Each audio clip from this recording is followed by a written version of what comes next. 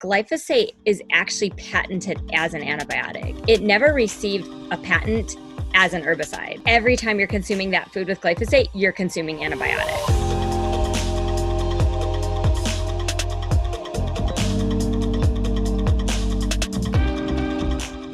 Hey guys, my name is Shanai and I'm the Research and Development Manager for Organifi. So a lot of people are talking about glyphosate these days, but I want to cover what it actually means. Glyphosate is a super popular herbicide that you may have already used on your lawn if you wanted to kill some dandelions or other weeds. It's used a lot in chemical farming. It is a non-selective herbicide, meaning it can kill everything. So what glyphosate does is it actually stops a specific enzyme pathway that is necessary for the survival of all plants, fungi, and microorganisms.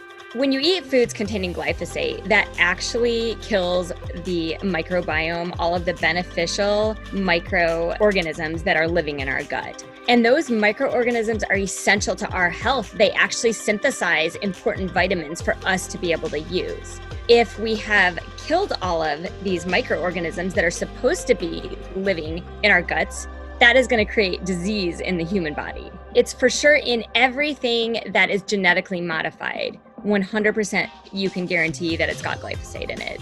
Any type of commercial produce or any foods that are not certified organic will most likely have glyphosate residue. Glyphosate's being used because it's easy for farmers in the beginning. If you have to go out there and manually pull weeds, it's labor intensive.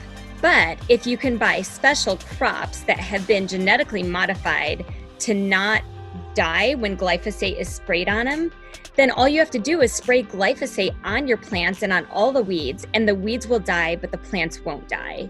Another area that glyphosate is used within the farming community is as a drying agent, meaning that sometimes you'll have organic crop and the farmers want it to dry really fast because they don't want to lose any of their crop.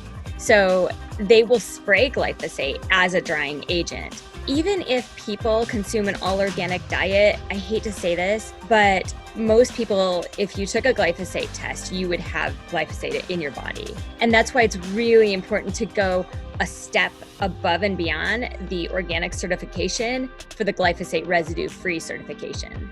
There's so many health implications from using glyphosate. It potentially will cause liver disease, even in low doses. It's been associated with cancer increases, such as non-Hodgkin's lymphoma. It is a hormone disruptor. It can cause developmental disorders, autoimmune disease, birth defects, and infertility. Another thing that glyphosate is linked to is depression. The gut is the second brain, and the gut creates serotonin and GABA and other neurotransmitters that are those feel-good neurotransmitters.